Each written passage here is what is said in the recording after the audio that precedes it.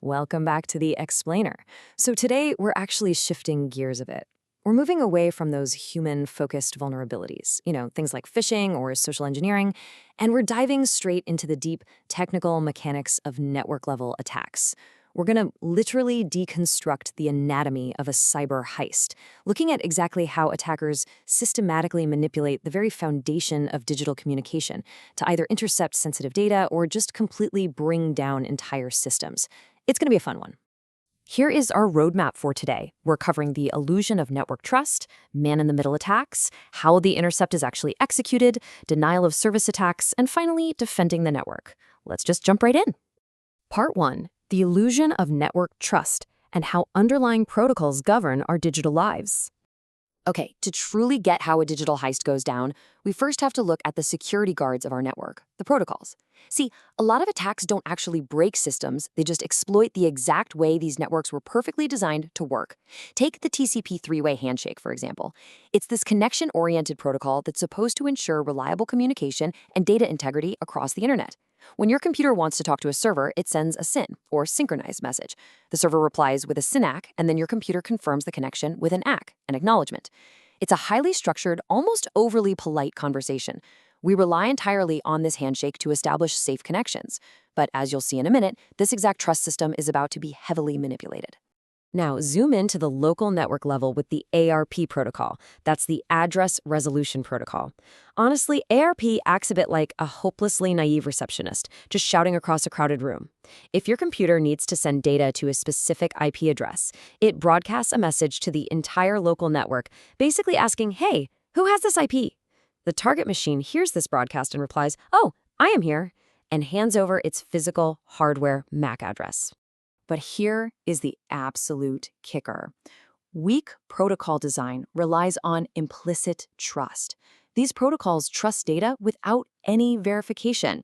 ARP literally has no authentication built into it whatsoever. If a machine shouts back an answer to that broadcast, the system just automatically believes it and updates its internal directory. That blind, structural trust, that is the ultimate vulnerability. Which brings us right to part 2, man-in-the-middle attacks. The invisible eavesdropper. Because of this blind trust we just talked about, an attacker can execute a devastating sequence called ARP poisoning. Step 1. Knowing there's no authentication, the attacker simply sends a fake ARP reply to the victim. Step 2. The victim's computer blindly trusts this reply, updates its ARP table, and maps the network gateway's IP address to the attacker's physical MAC address. Step 3. All of the victim's network traffic is now silently rerouted directly to the attacker. And step 4, the data is successfully intercepted. The victim thinks they're communicating safely with the server, but the attacker is sitting right in the middle, quietly controlling the entire flow of data. All right, part 3, executing the intercepts. Let's take a look inside a lab environment. Let's move from theory to reality for a second and look at an attacker actually prepping their environment on a Kali Linux machine. They're using simple terminal commands here, like ifconfig and arp, to conduct basic recon. They're just gathering the intel they need. Specifically, they want their own physical MAC address and the IP address of the local network gateway they're planning to spoof. Now, this is where it gets really fascinating. The attacker is using a highly sophisticated packet manipulator called SCAPI. You can see them actively writing a script to forge a custom ARP packet completely from scratch. They set the opcode to 2, which signifies an ARP reply. They slot in that spoofed gateway IP, add their own MAC address, and then command the system to actively launch that poisoned packet straight at the victim's machine. But, plot twist, the heist actually hits a snag. Wireshark, a standard network analysis tool, catches the duplicate IP address on the network and flags it in bright yellow. Because opcode 2, that unsolicited ARP reply we just mentioned, leaves a very visible fingerprint, the attacker has to adapt on the fly. To bypass this alarm, they pivot to a much stealthier Ethernet packet generator called Packet H.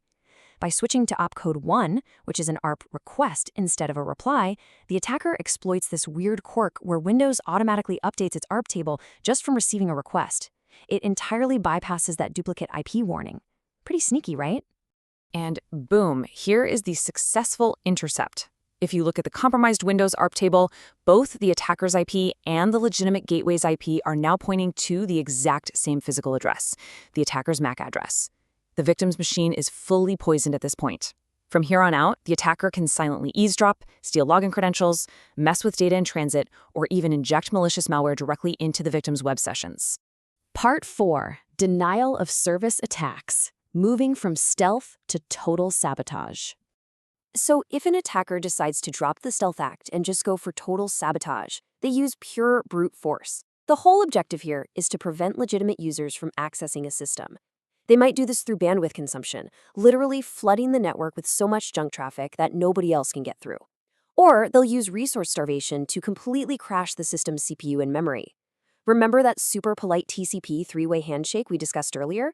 Attackers exploit it with something called SYN flooding. They send thousands of SYN requests to a server, but they never actually complete the handshake.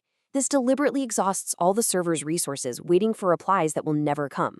And when this is amplified across thousands of compromised computers, that becomes a distributed DDoS, or a DDoS attack, using massive botnets to just completely overwhelm the target. Finally, Part 5, defending the network. Because we gotta know how to stop this, right? To combat these chaotic DDoS floods and those stealthy eavesdroppers, administrators have to constantly monitor network traffic using diagnostic tools like Netstat. They need to deploy strict firewalls and utilize intrusion detection systems. They also heavily rely on rate limiting to cap the amount of traffic coming in, which really helps soften the blow of a potential DOS attack before it takes the whole system offline. When we put the two major threats we've analyzed today side by side, you really need to remember this core distinction. A man-in-the-middle attack is a breach of confidentiality. Your systems stay online, everything looks normal, but your private data is silently exposed and manipulated. Conversely, a denial-of-service attack is a breach of availability. Your encrypted data might technically remain completely secure, but your entire system crashes, leading to massive business disruption, websites dropping offline, and ultimately significant financial loss. As we wrap up this explainer, I want to leave you with a bit of a brain teaser to ponder. Can encryption fully stop a man-in-the-middle attack if the very foundation of the network, the underlying routing and hardware addresses, is already compromised by an attacker? It's a fascinating problem, and one that absolutely challenges the very core of digital security.